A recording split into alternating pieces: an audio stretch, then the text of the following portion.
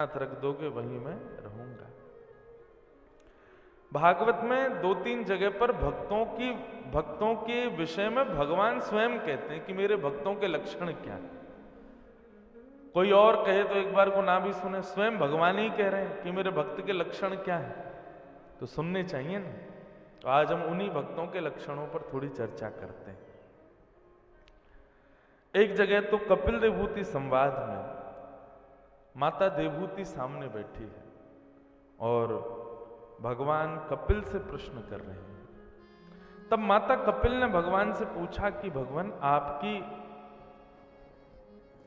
आराधन करने वाले भक्तों के गुण बताइए, और फिर एक प्रश्न और किया कि उन गुणों में यह भी बताइए आपको कौन सा प्रिय है। तो भगवान ने 4 प्रकार के भक्त बताए हैं यहां पर, और इन 4 प्रकार के भक्तों को हम लोग सुने। फिर एकादश स्कंद में भगवान कृष्ण फिर 4 प्रकार के भक्त बताते हैं, उनके भी गुण सुनेंगे। हम में कौन से लक्षण हैं ये खोजिए। यहां पर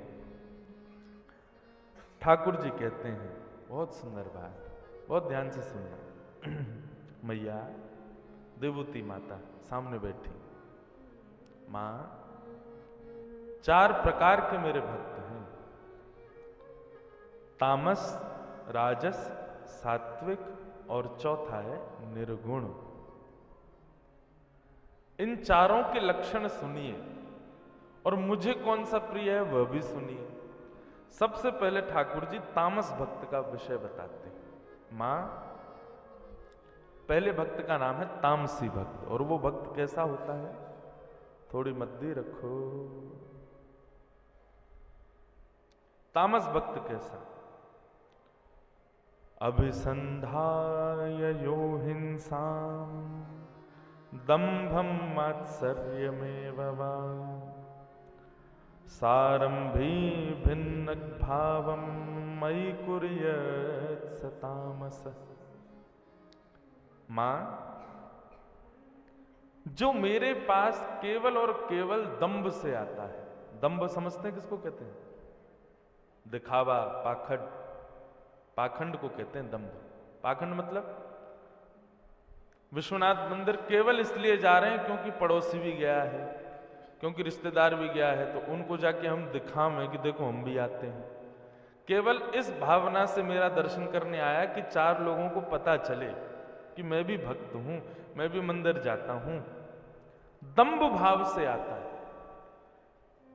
4 लोगों को केवल बताने के लिए और पूरे विश्व को दिखाने के लिए जाता है कि देखो मैं मंदिर जा रहा हूं। दंभ।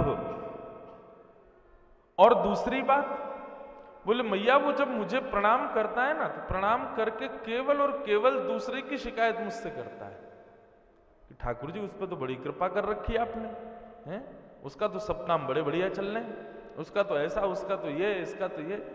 ऐसी स्थिति जिसकी है मैया, जो केवल दूसरे की शिकायतें लेकर के और दंभ के, पाखंड के भाव से मेरे पास आता है, इसको मैं तामसी भक्त कहता हूं। अब देखो, महादेव का भक्त रावण भी था, पर रावण किस भाव से जाता था? रावण दर्शन करने थोड़ी जाता था, वो कैलाश पर जाता था। वो कैलाश पर जाके जब देखता लंबी लाइन लग रही है देवताओं की, चारों तरफ लोग खड़े हाथ जोड़कर ये दर्शन करने के लिए, जैसे ही अंदर घुसने लगा, दूतों ने कहा लाइन में आओ। तो रावण बोला, अच्छा हम लाइन में आएंगे क्या? तुम जानते नहीं हो हम कौन? दशानन। अब ये विचार कर लो, जो लोग मंदिर जाते हैं और लाइन में लगा दिए जाएं तो उनको बड़ी अपनी अवहेलना लगती है कि अरे तुम हमको पहचान ही नहीं। बस एक बात बोले, सबसे ज्यादा बिना लाइन के दर्शन मैं ही करता हूं। लेकिन एक बात बताऊं, मैं जानबूझ के नहीं करता। ऐसा नहीं है कि जानबूझ के कि भाई बिना लाइन के करें। कोई ना कोई व्यवस्था बनी ही जाती है, या तो मंदिर अधिकारी पहचान जाते हैं या कोई पहचान जाता है, तो फिर मिल ही जाते हैं दर्शन हमको। लेकिन कोई नहीं पहचानता तो फिर लाइन से ही जाना पड़ता है उस समय। लेकिन ये भाव आता है कि यार ये अधिकारी हमको पहचान जाए तो ले जाए थोड़ा आगे, उस समय मन में आता है कि भाई ये यही लक्षण तो भगवान कहते हैं, ये तामसी भक्त का लक्षण है, जो केवल और केवल अपनी यश कीर्ति और केवल अपने अभिमान में मेरे सामने आता है। मां, और जो दूसरे की हिंसा की भावना से आता है, नाथ मुझ पे कृपा भले ही मत करो, लेकिन उस पे भी मत करो। आप उस पे क्यों कर रहे हो? मुझ पे नहीं कर रहे, कोई बात नहीं, उस पे क्यों कर रहे हो? फिर ऐसी भावना जो मेरे सामने रखता है, भैया वो भक्त तो है बेचारा, लेकिन तामसी है, मुझको बिल्कुल प्रिय नहीं। रावण जब जाता था तो वो, उसकी भावना ये नहीं होती मैं महादेव को देखूं, उसको ये होता सबको पता चले कि मैं आया हूं। इसीलिए वो ऐसी ऐसी ध्वनि निकालता था श्लोकों की। एक श्लोक हमने गाया, बड़ा प्रसिद्ध हुआ महादेव का, रावण रचित श्लोक था। रावण ऐसे श्लोक गाता था कि सामने खड़े लाइन वाले लोग भी उसको प्रणाम करने लग जाए, पृथ्वी डामाडोल हो जाए, आकाश के बादल गर्जना करने लग जाए। यस्यास्ते ड्राट ड्राट डुट डुट मम लम टम टम टम टम टम डमशम डमशम डुडमशम डुहि डुहि चकितम भूपके भूपनालम तैलम तैलम तु तैलम कुकु कुकु कुकु क्वांग क्वांग क्वांग क्वांग क्वांग ध्यायन्ते यस्य गान्ते वसति सकलम पातुनो चंद्रचूड़। पार्वती जी आती, महादेव जल्दी चलो, महादेव ध्यान में बैठो। क्या हो गया? बोले कि बर्फीले पहाड़ गिर रहे हैं ऊपर से। बोले क्यों? बोले रावण आया है, श्लोक गा रहा है। शंकर जी कहते तुम मत आया करो, हम ही रोज आ जाया करेंगे लंका, वहीं दर्शन कर लिए, तुम यहां मत आया करो। गुरुदेव, ये तो बड़ी कृपा। महादेव ही जाते थे रोज रावण को दर्शन देने। काय बात का भक्त? ऐसी भक्ति किस काम की जहां तुम्हारे प्रियतम ही, तुम्हारे स्वामी ही कष्ट पा रहे हो? नहीं मैया, ये तामसी भक्त का लक्षण है, जो मेरे सामने आकर के भी अपने अहम भाव का त्याग नहीं करता, अपने अहम में रहता है कि मैं कुछ हूं। ये स्थिति तब भी उसके मन में रहती है।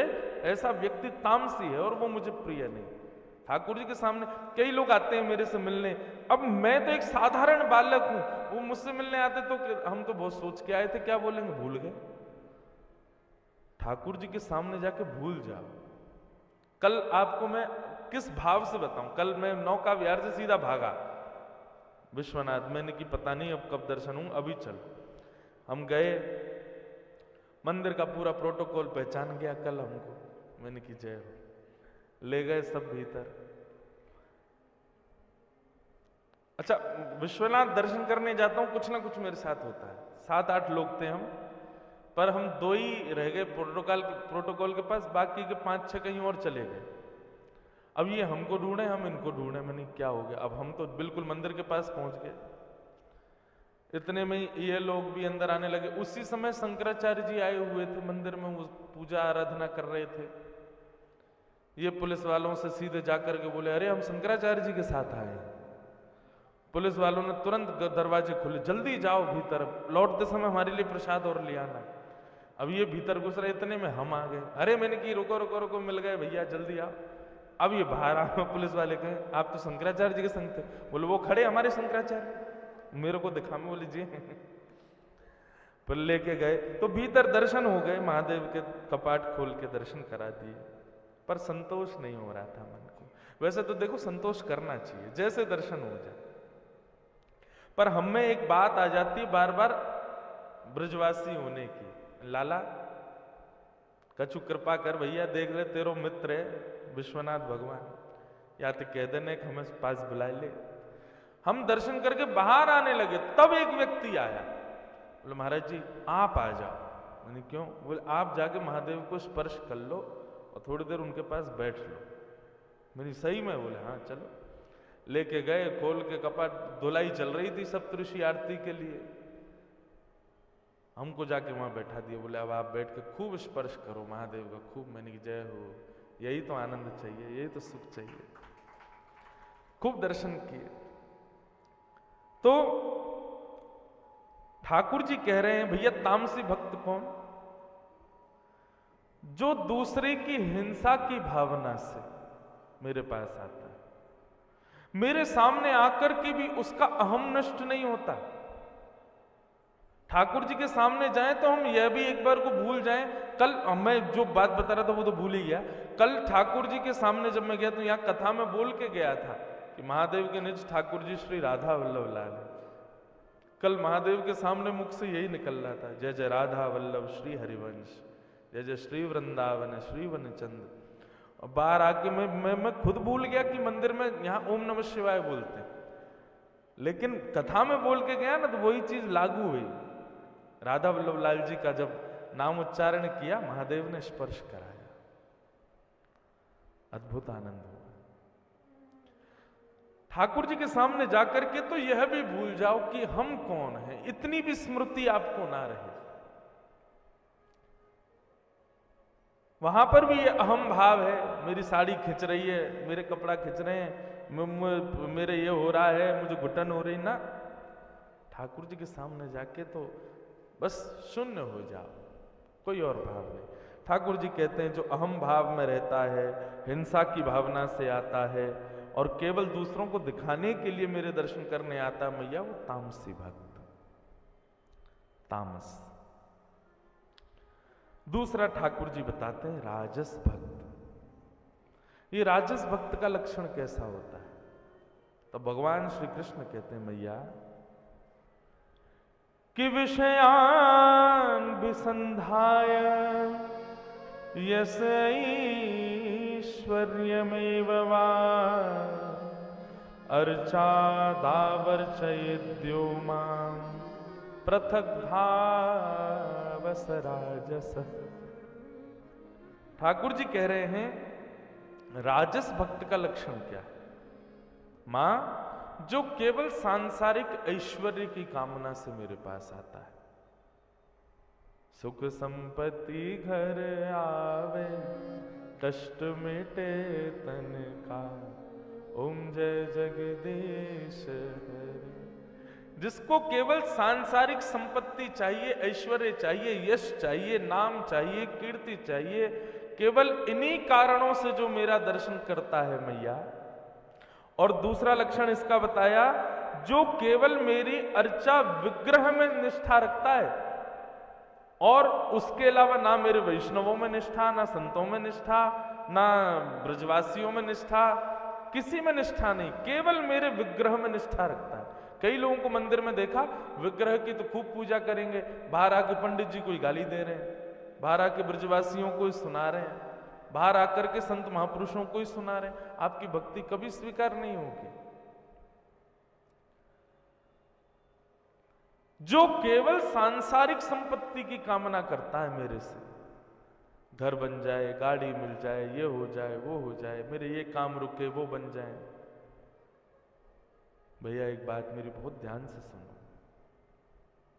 संसार में जितनी भी चीजें आप प्राप्त करना चाहते हो सब आपका कर्म प्रदान कर सकता है। हम ठाकुर जी को बीच में क्यों लाते हैं कि आप करवाओ? ठाकुर जी हमको दूसरी कामनाओं की पूर्ति के लिए मिले हैं।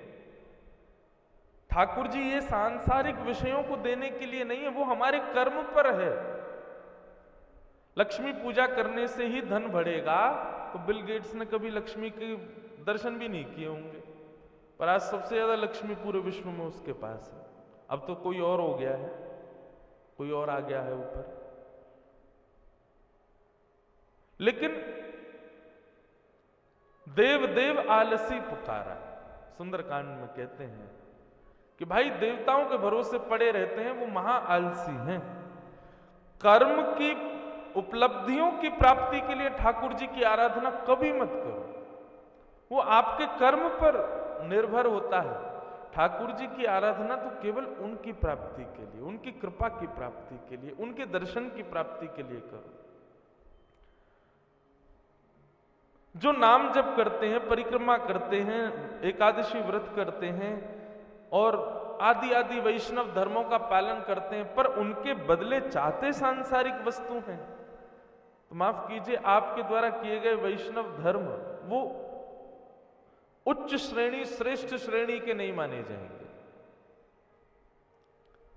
एक जगह मैं कथा करने के लिए गया, तो जैसे सब माला जपते हैं, नाम जप करते हैं, आजकल काउंटर आ गया, वो ऐसे उंगली में लगा रहता है और लोग उस पर बटन दबाते रहते हैं।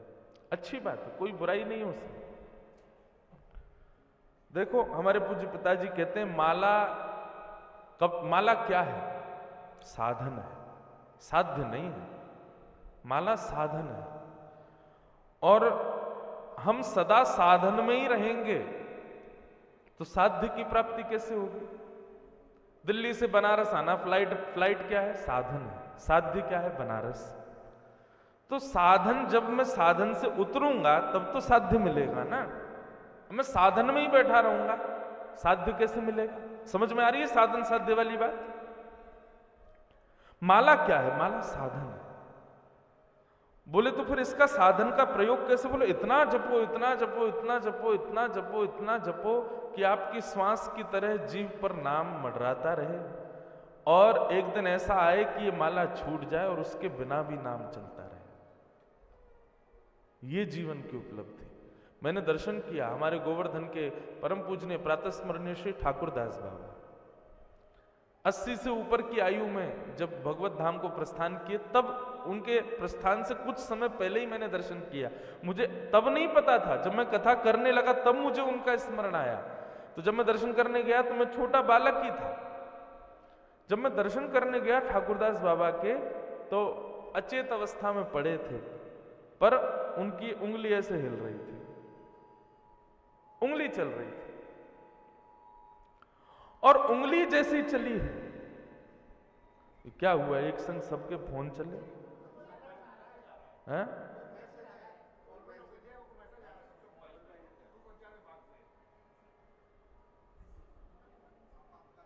मैंने कि भाई एक संग सबके,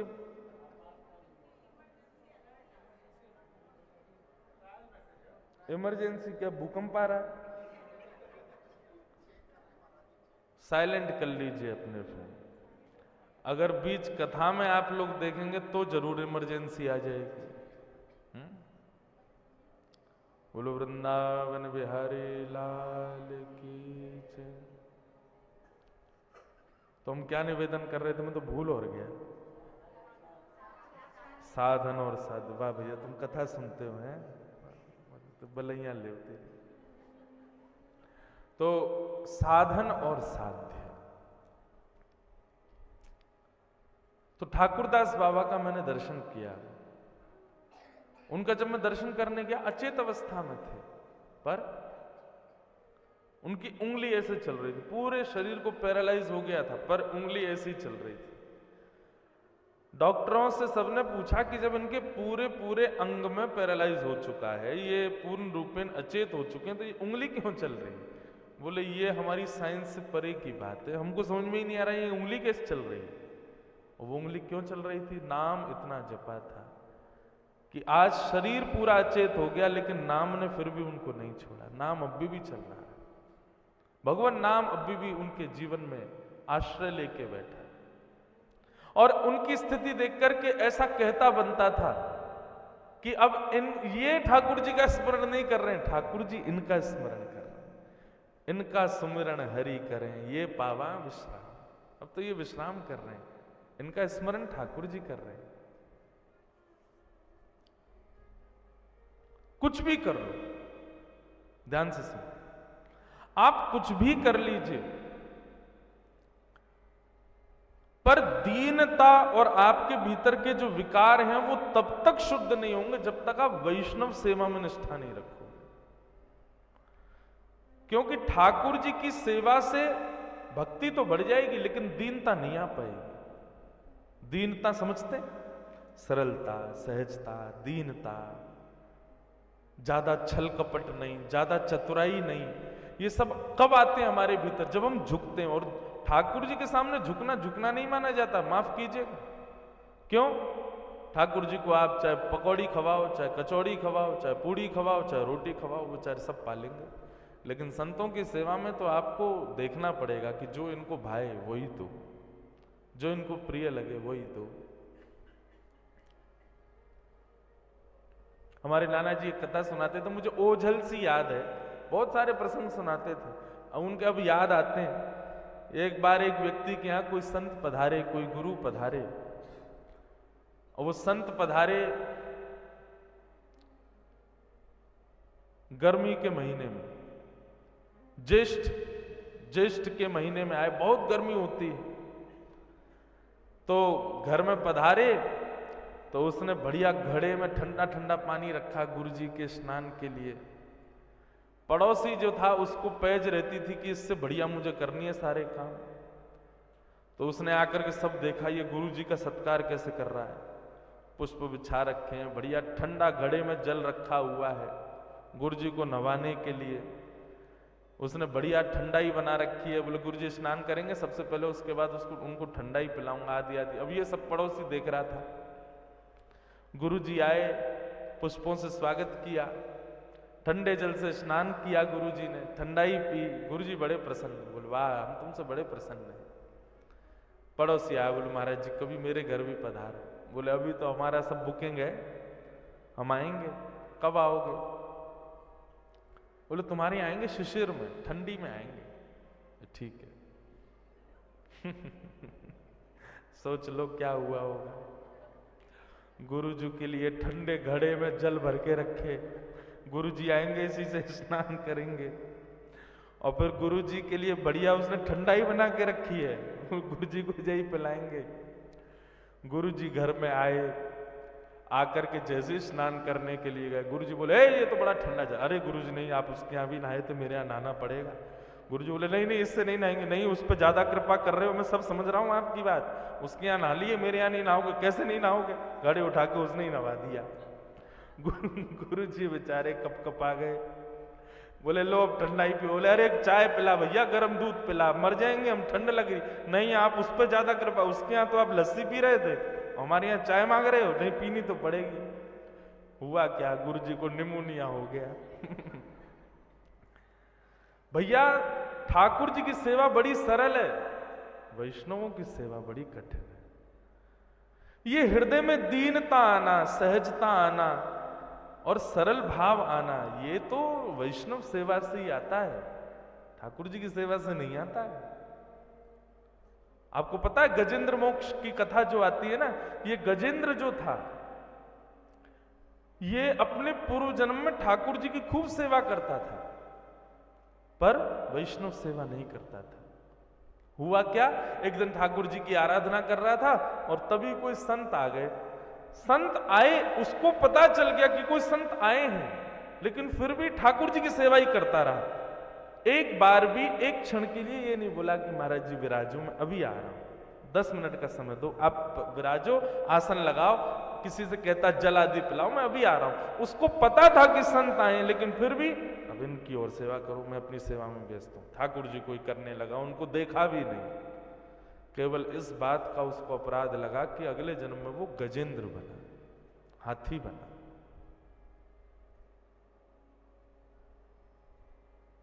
वैष्णव अपराध बंधु कभी ना बने हमसे।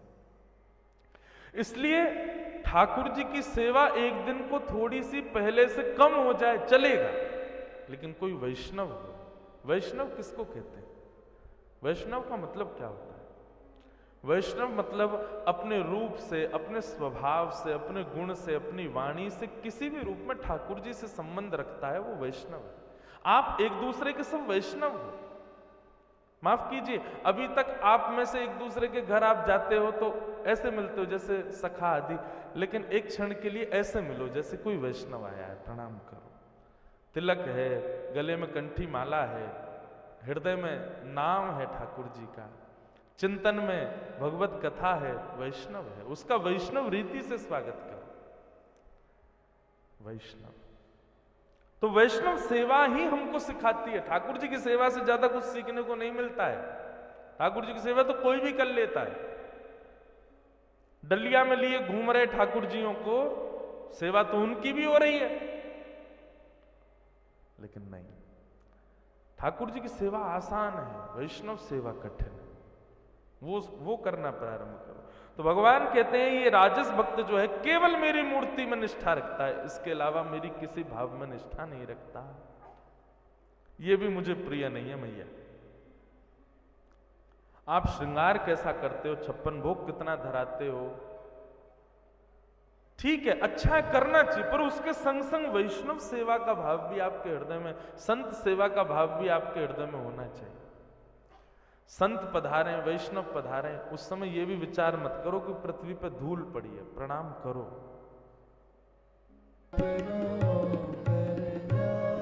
भक्तन में मति, भक्तन में गति, संत चरण रज सदा लुभाने, गिरधर जब अपनों करे जाने। हमारे ब्रज में एक भक्त हुआ, जब वो सारे भक्तों से मिलता, सब अपने ठाकुर जी की बात बताते, हमारे लाल जी ऐसे, हमारे ठाकुर जी ऐसे, वो चुपचाप बैठा रहता। सब बोलते तू क्यों नहीं बताता तेरे ठाकुर जी कैसे हैं, तेरी सेवा कैसी चलती है? बोले बस बढ़िया चलती है, मेरे को बताने का मन नहीं है। बोले अरे देख, हम सबके घर पे उत्सव भी होते हैं, तू कभी उत्सव भी नहीं करता, बताया तो कर तेरे ठाकुर जी कैसे हैं। बोले नहीं, मैं अपने ठाकुर जी का दर्शन किसी को नहीं कराता। बोले क्यों नहीं कराता? बोले कोई मेरे ठाकुर जी को देख के ये नहीं बोले ये कैसे ठाकुर जी, इसलिए मैं नहीं कराता। अब तो सबको और ज्यादा लगे कि इसके ठाकुर जी देखो, ऐसे कैसे ठाकुर जी हैं भैया, जिनको देख के सब यूं बोल जाते ये कैसे ठाकुर जी। एक भक्त पीछे पड़ गया, बोले कि नहीं, मैं तो तेरे लाल जी का दर्शन करूंगा। बोले तुम बोल दोगे ये कैसे ठाकुर जी? बोले कि मैं बिल्कुल नहीं बोलूंगा, सौगंध खा के कह रहा हूं, बिल्कुल नहीं बोलूंगा। तो चलो, लेके गया कुटिया में। तो जैसे कुटिया में लेके गया तो एक सिंहासन पर एक छोटा सा मटका रखा था, और मटके के ऊपर चंदन लगा, रोरी लगी, माला लगी, सब बढ़िया सजा धजा के वो मटका रखा था। बोले कहाँ है ठाकुर जी? बोले जे बैठे। मटके को दिखाया, बोले ये रहे। तो ना चाहते हुए उसके मुख से निकल ही गया, ये कैसे ठाकुर जी, मटका वाले ठाकुर जी। बोलते इससे कही थी ना मत बोलना ऐसे। बोले अरे भैया यार गलती हो गई, लेकिन बता तो सही ये कैसे ठाकुर जी हैं? मटका? बोले मटका नहीं है, हमारे वृंदावन में जितने भी संत आते हैं ना, और जब वो चल के चले जाते हैं तो उनकी रज में इकट्ठी करके इसमें भर लेता हूं, और उन्हीं संतों की चरण रज को मैं नित्य अपने श्यामा श्याम के रूप में देख करके, बोले इसमें कुछ कण सफेद हैं वो श्री किशोरी जी हैं, कुछ कण श्याम हैं वही श्याम सुंदर हैं। मैं रोज इन्हीं की अर्चना करता हूँ, और इसी से रज निकाल के माथे से, गले से, मुख में लेके, और इसी के सामने बैठ के सेवा करता हूँ। ऐसे संत बंधुओं, वैष्णव संत वृंद, भक्त वृंद, विप्र वृंद, ब्रजवासी वृंद,